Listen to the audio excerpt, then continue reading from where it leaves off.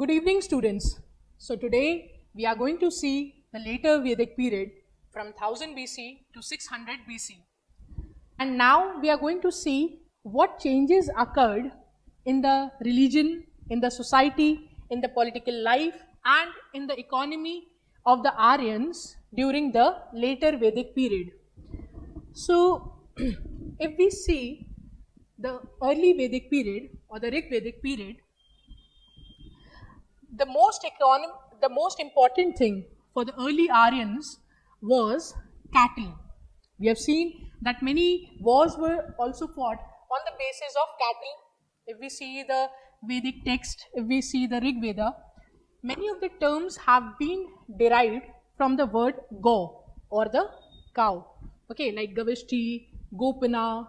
So all these terms are somewhere related to the word go. So we have seen that cattle was the most important wealth for the early Aryans.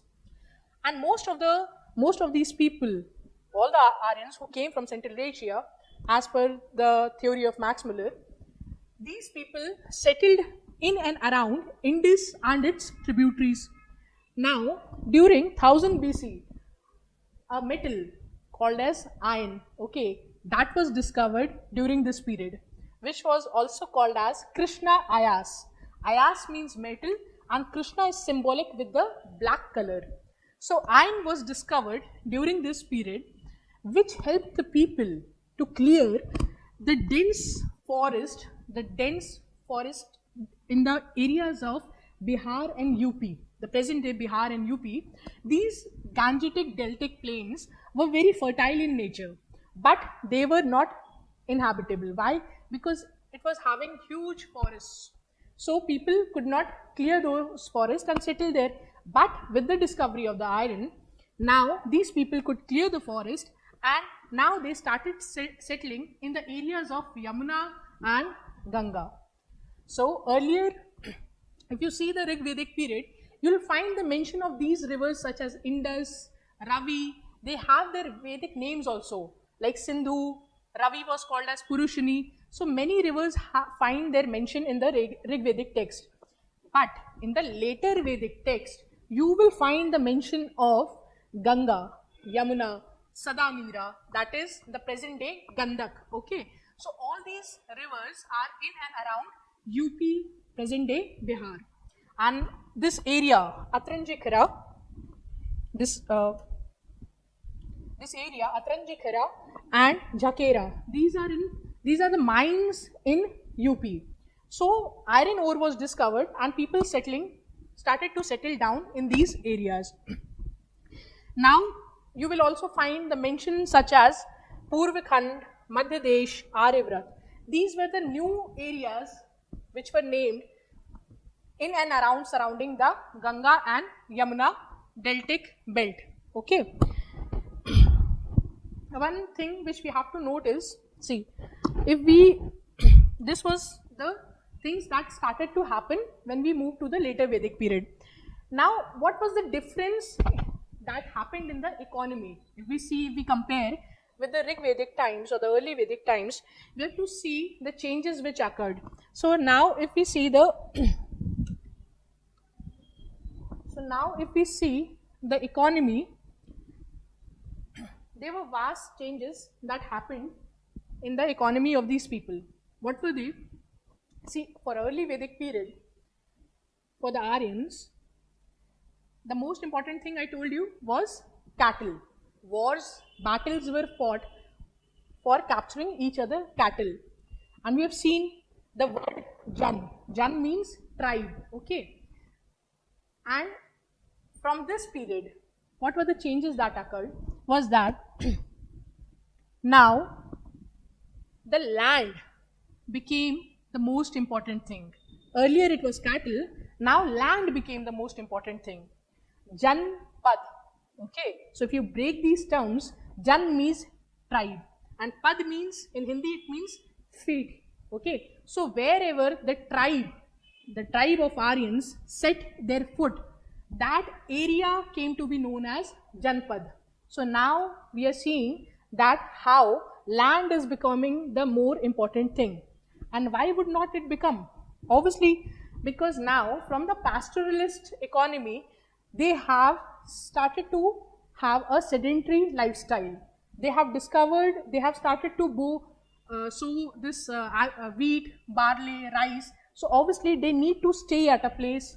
They are doing agricultural. So first they were pastoralists. They were moving from one place to another.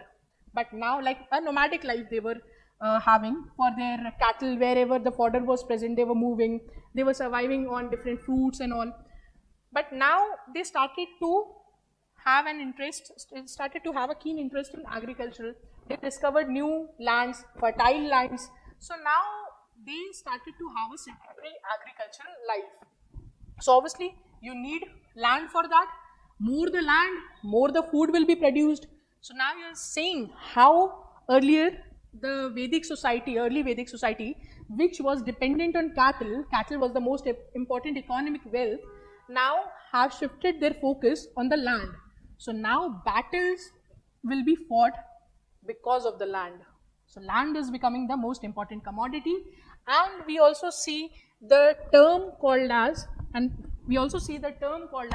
Rashtra coming in the later Vedic texts. So earlier Vedic texts you won't see, in Rig Veda and all, you won't see much find the mention of the term Rashtra.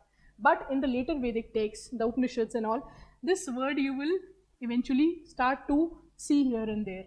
Because now land is becoming the most important commodity. And see, in the earlier times, in the later, everything we are comparing with the early Vedic period. So in the Rig Vedic era, the offering, people used to offer voluntarily. Okay, if they had their wish, they used to offer something to the king. But now, that offering was to be forced. It was involuntary. You have to submit a certain portion. So very, you can say, a form of tax came to be, started to come in practice. A form of tax. Now obviously, if it is not voluntarily, if the people are not offering the things voluntarily and have to be forced upon or have to be collected, you have to appoint a officer also for that. So now a officer was appointed to collect the taxes from the people for the Rajan or the head, for the king. So that officer came to be known as Bhag Luga. So that officer was known as Bhag Luga, which was the tax collecting officer. So you can understand, like, very primitive form of bureaucracy started to develop, and whatever like you all are aspiring for, in one of those is Indian Revenue Services also. So you can say that this is the genesis of Indian Revenue Services. Okay, so so let's come back to this point, and we'll see also that there was a term called as Nishka. Although the tax that used to be collected was in kind also and was in the form of coins also, but we don't find the archaeological evidences for the coins. The word coin, this Nishka, gold coins, have been finding mention in the texts, but if we see the material evidence, like if we dig, we will not find Nishka of that period. The source is the text, the mention has been there. But if we see some specimen, the coins are there that has not been found. So maybe if we decipher the text, if we base our conclusions on the Rig Vedic text, we'll come to know that maybe the tax could have been collected in the form of coins also, gold coins also, right? So this was the thing, and one of the difference, like very stark difference if you see from the later Vedic period and early Vedic period, is that there was a type of pottery called as painted grey ware. Are you able to see this in the slide? The grey colored pot with the black markings. So this was painted grey ware, and this is particularly specifically found in the areas, in the settlements of Ganga Yamuna. So in the later Vedic periods, the early Aryans of the Rig Vedic period particularly used to use this thing, ochre color pottery. Ochre is a shade of yellow. Okay, so ochre colored pottery, but that is symbolic of the Rig Vedic period. In the later Vedic period, this type of pottery is used. More detail, we'll see this thing in the art and culture lecture. Abhi, just as a passing reference, since we were seeing the economy and what were the changes happened, so I just made a passing reference. Otherwise, these were the changes that happened from the early Vedic period. What? Land became the most important commodity from the cattle, and now a primitive form of bureaucracy started to come up, that is called as a bhagluga, a tax collecting officer was appointed. So these were the major changes which you can see from the earlier times. Now moving on to next, if we see the political organization. So as I have said,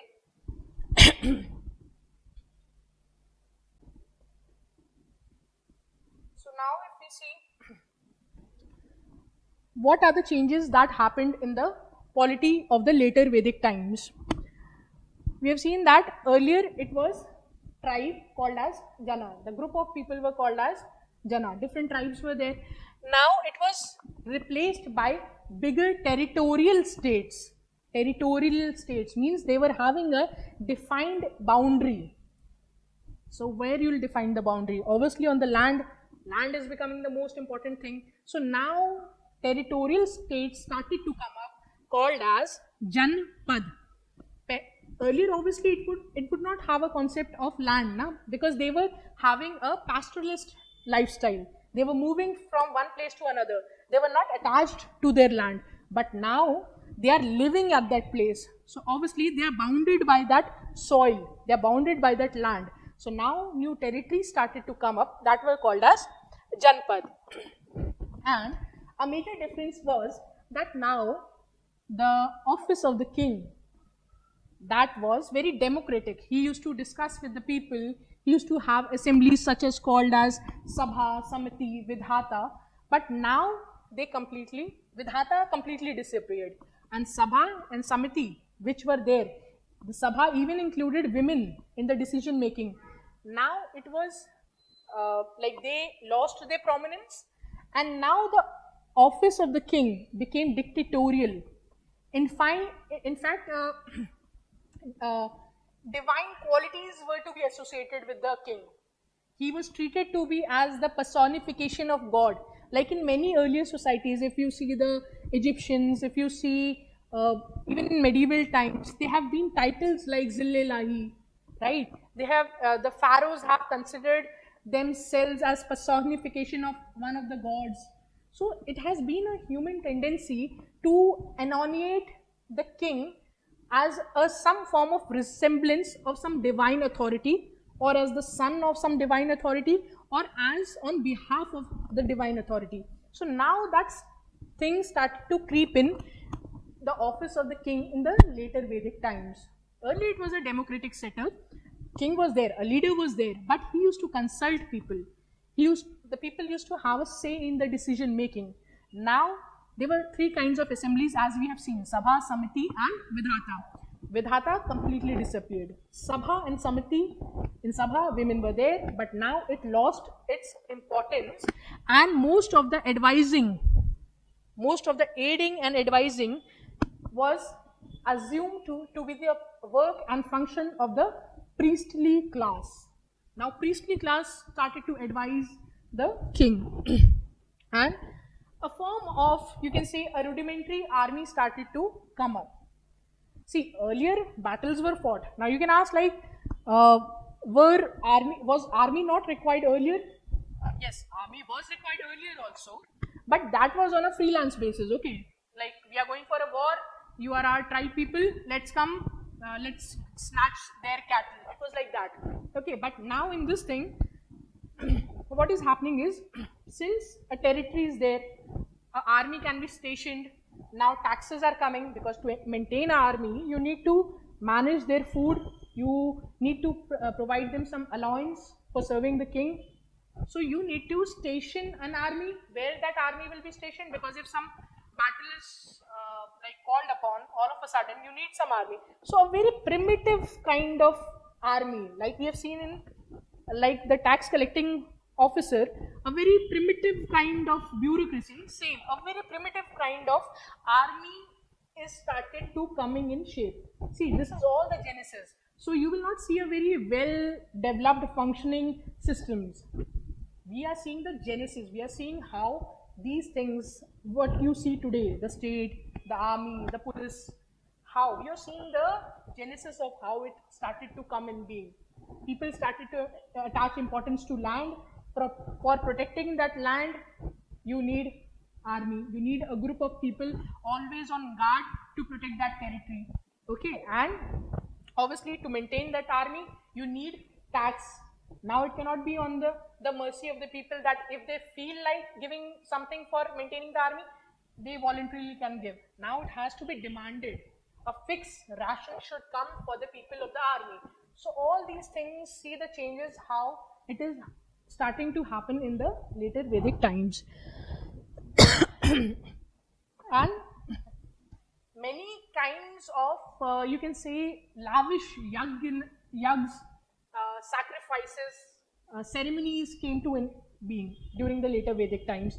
In the early Vedic times, things were very simple. But now in the later Vedic times, things were changed. You would have heard this term Ashwamedh Yag, Rajasuya, Vajpaya. So what were they? What was happening during those times was that in Rajasuya, it was a royal consecration. Have you heard this word Raj Tilak? Like official coronation ceremony of the king. So Rajasuya was like that. And in this, and if we see this Vajpaya, it was like a chariot racing. So what used to happen during that time was that warriors, they used to drink som, they used to drink wine, and then have a like race among themselves. So people do these bike ridings and all. So that time they used to have chariots. They used to have a chariot like racing among themselves. Okay. So different. You can say like एक तरीके से you can say Olympics for like chariot racing. So these kinds of sports ceremonies, and the most famous like the Ashwamedh Yag. So Ashwamedh Yag, you would have heard this term very often in the mythological stories and all. So what used to happen in Ashwamedh Yag was that a horse used to let it used to let loose. Okay, you loosen the horse, and that horse used to carry the flag of the like the kingdom which is representing the horse. So the king who is performing this yagna is trying to like show his prowess, show his strength of power. Like so he's leaving the horse, and wherever that horse will go, obviously they have let loose the horse. So any territory that horse will go, if any other king, if they doesn't stop the horse, that means they have accepted that king as their superior. They have accepted his suzerainty. But if someone catches that horse, that means you are not accepting that king as supreme, and then that king who has held the horse has to fight a battle with that king who is performing the Ashwamedh Yagna. So obviously who will be the winner. So this was the way to capture more and more territory. Okay, and at the end of this ceremony, the Ashwa, the horse, used to be sacrificed. So this was also one of the ceremonies. I'm just telling you, like, different elaborate ceremonies came to being. The political office of the Rajan became dictatorial. So these were the things that changed in the later Vedic times. Okay, so differences you can see. And now moving on to the society.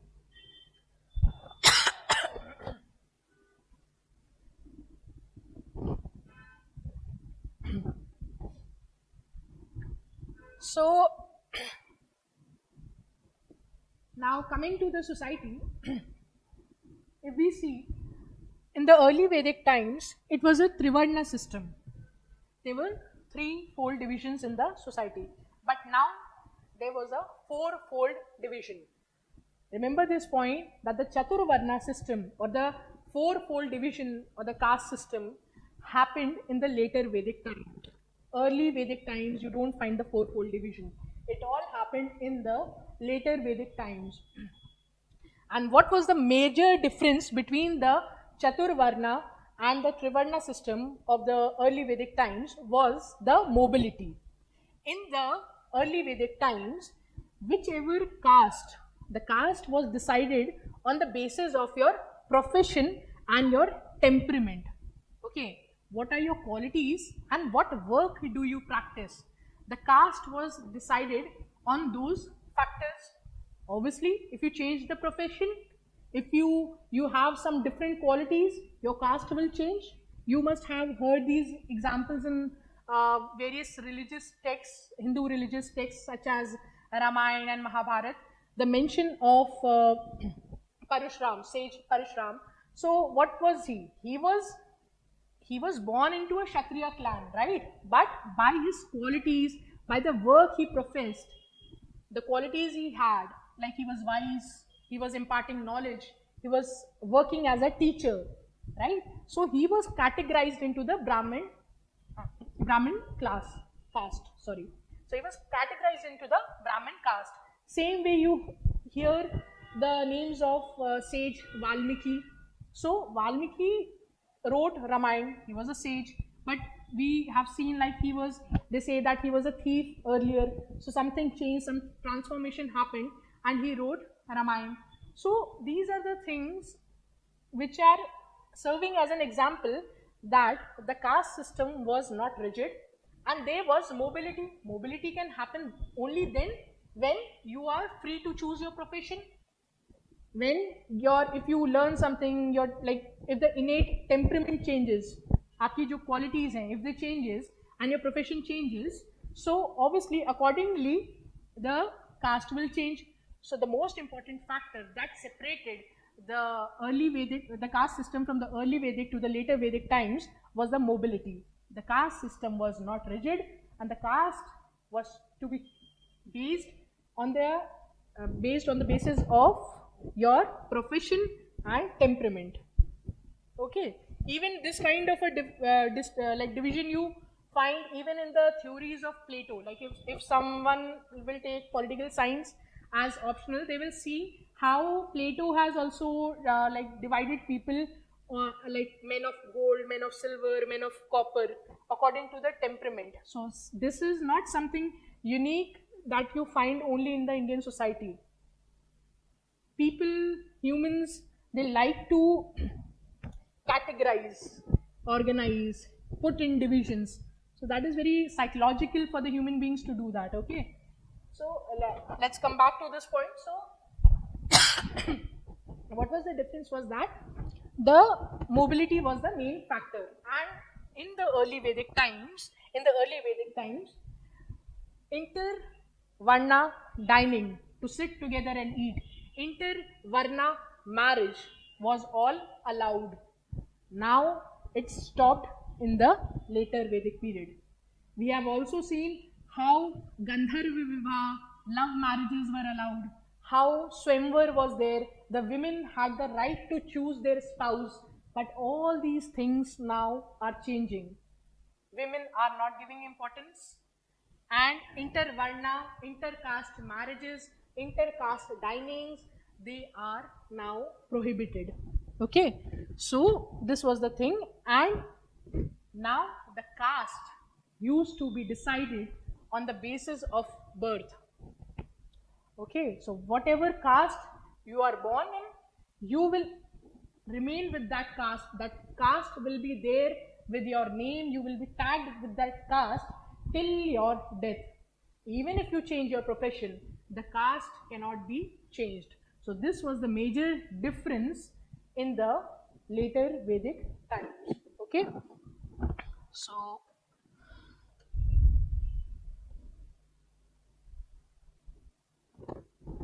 so if we move further, you'll also see how different varnashrams were also introduced. See, these caste system all these things, changes you are seeing. Now, you have to also understand that parallel to this, some heterodox religions were coming, like Buddhism, Jainism, Ajivika. So they were propagating to live a like sagely life, to attain moksha, how to attain nirvana. All these happenings, philosophical discussions were happening in the Indian society during their time. So Hinduism also, like the Vedic religion also, went a little transformation. So a concept of varnashrams was also introduced during that time. What was this? That four divisions were done: brahmacharya, grihastha, vanaprastha, and sannyas. The first four, okay, brahmacharya, grihastha, vanaprastha, and sannyas, were compulsory for the Brahmins. The first three, brahmacharya, grihastha, vanaprastha, were compulsory for the Kshatriyas. And the first two, brahmacharya and grihastha, were for the Vaishya. So these two ashrams were to be followed by Vaishya, and the fourth caste, the Shudras, were left out of this. They were not allowed to follow this ashram system. What was this ashram system? Like these in brahmacharya, like at a certain age, after say approximately after 7 years of age, the person used to be sent in the gurukuls and all. So that would be the period of learning, to acquire knowledge. Grihast was to lead, as the name suggests, to lead a married life, okay, with the family and all. So this was, so certain, like this age to that age, like certain number of years you have to spend in a family married life. And then it was a partial retirement, partial mendicant life, you can say, in one plus. And sannyas was like total renunciation. Okay, so eventually the Vedic religion also went certain transformations in the during 1000 BC to 600 BC. And we also see a concept of Dvija, or the twice born. You would have heard these Sola Sanskars, the word Sola Sanskars. So these are like different ceremonies. You have the Upaneyan Sanskar, where Janeyu is tied, okay. You have the Annaprashan, where the baby is fed for the first time when after he is born. So when you are giving food for the baby, Annaprashan. So different kind of ceremonies which you see even in today's Indian society. The genesis were there in the later Vedic times. These things were not there in the early Vedic period or the Rigvedic period. All these ceremonies were there in the later Vedic times. And like this Upnayan Sanskar means sacred thread ceremony, which was only for the like Brahmins, Kshatriyas, Vaishyas. Shudras were exempted from there. And even like the Gayatri mantra,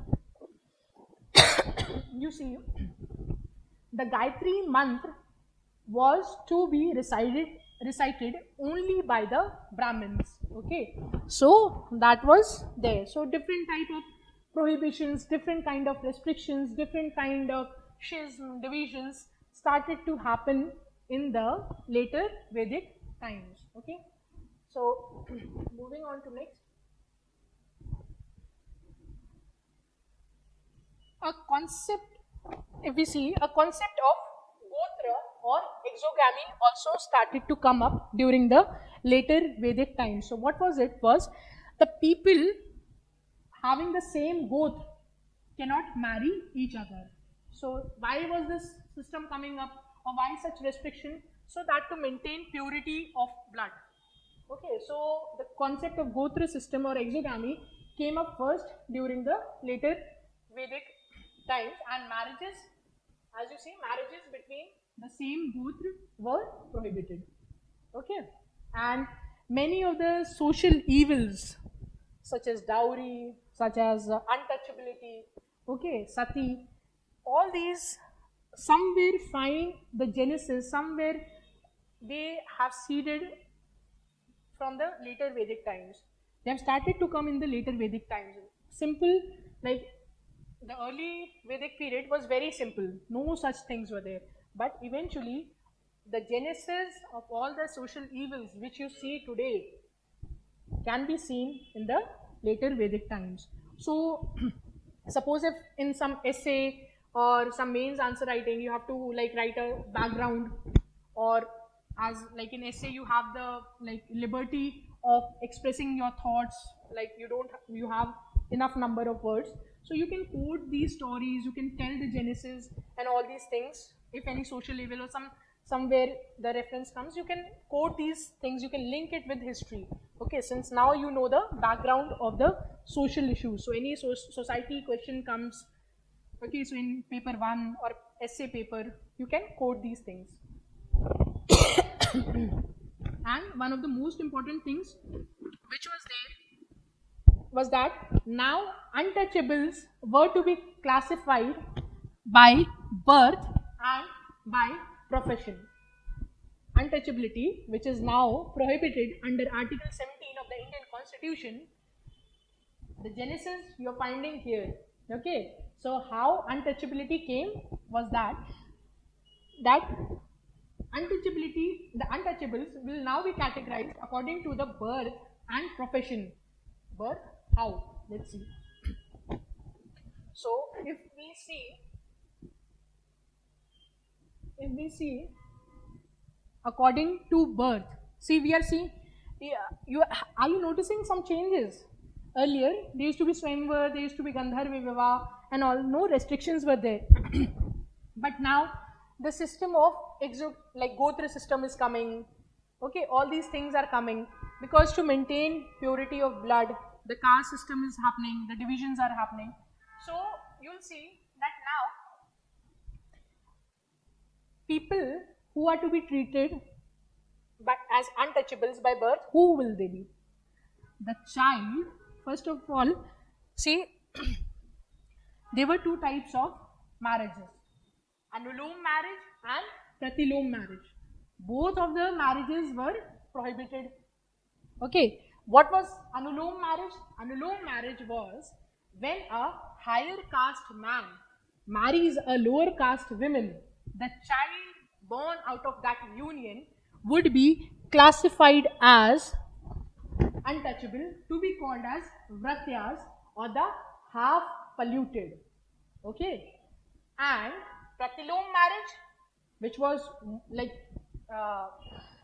which was also prohibited. What was that? In Pratilom marriage, when a higher caste woman marries a lower caste man, okay, when a higher caste woman marries a lower caste man, the child born out of that wedlock will be classified as untouchable, to be called as Chandal, okay, to be called as Chandal or fully polluted. Okay, so what used to be called? Fully polluted. And they was also untouchables by profession. Like if you do some work which was filthy, which was unclean according to the societal norms.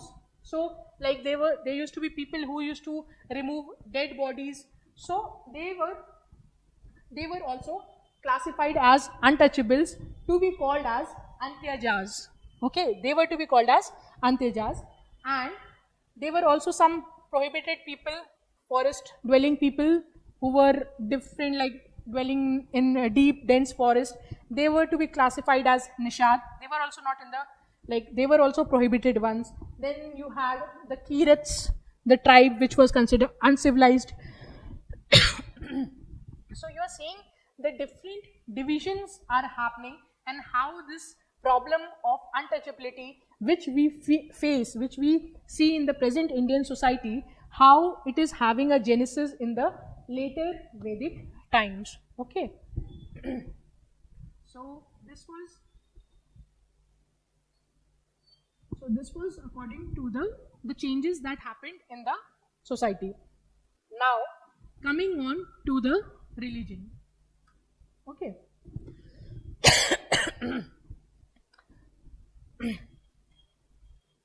If we see religion, what changes do you see from the early Vedic times was there? Earlier, Indra, Agni, Som, these gods, the name of these gods, you find a lot of mention in the Rig Vedic text, and they used to have a lot of importance in the society. Wherever, like, you'll see Indra, Purandhar, like destroyer of forts, Okay, Agni, like Indra, we have seen like earlier, Indra was mentioned 250 times, Agni 200 times and all. So these were very important gods. But now gradually you see the shift. Now a god called as Prajapati or Brahma, who is regarded like the creator of this universe. Now they are coming into prominence. They are being held, like they are giving importance. And now you are seeing the words like Kuber, Rudra, Vishnu. Okay, so these are coming into being as important deities. And you also see the a god called as Pushan, who was regarded to be the god of the Shudras, whose main function was to protect the cattle. Okay, so apart in the earlier times, Indra, Agni, Som, these were the devas. They were held very important by the like the Aryans. But now Prajapati, Vishnu, Rudra, a form of Shiva. So these new gods started to come in prominence during the later Vedic time. And if we see the aspect of like worshipping, earlier also it was for materialistic gains. In the present, like the later Vedic times, also it was for materialistic gains. There was no some spiritualistic aspect. The worshipping was done to gain something from the god. That's why gods were worshipped. It was not something like spiritual angle was there or bhakti angle was there. So these things were not there. So this was there. This was the thing that changed in the later Vedic times. Okay. And with this, like sorry, with this we complete our later Vedic period and how the changes happened during the 1000 BC to 600 BC. Okay, so let's meet for the next session. Okay, we'll complete the Mahajanpads and all we'll take in the next class. Thank you.